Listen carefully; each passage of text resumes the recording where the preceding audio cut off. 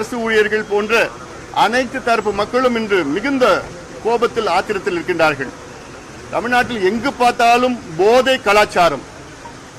நேற்று கூட திருவள்ளூர் மாவட்டத்தில் கும்மிடிப்பூண்டி அருகிலே திருத்தணி அருகில் போதை பொருட்களை பயன்படுத்தி கொடூரமான முறையிலே கொலைகள், அன்றாடம் 3-4 கொலைகள் போதை பழக்கத்தால் நடைபெற்றுக் கொண்டிருக்கிறது. ஆனால் முதலமைச்சர் ஸ்டாலின் அவர்களுக்கு அதற்கு சம்பந்தமே இல்லாமல் ஒரு சூழல் இருக்கிறது.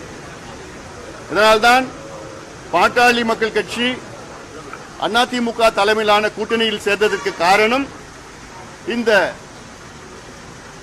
மோசமான திமுக ஆட்சி, மக்கள் விரோத ஆட்சி, விவசாயிகள் எதிரான ஒரு ஆட்சி, பெண்களுக்கு எதிரான ஒரு ஆட்சி, ஊழல் ஆட்சி, திமுக ஆட்சியை அகற்ற வேண்டும் என்ற ஒரே நோக்கத்திற்காகத்தான் நாங்கள் இந்த கூட்டணியில் சேர்ந்திருக்கின்றோம். எங்கள் கூட்டணி மிகப்பெரிய வெற்றி பெறும், உறுதியாக வெற்றி பெறும்.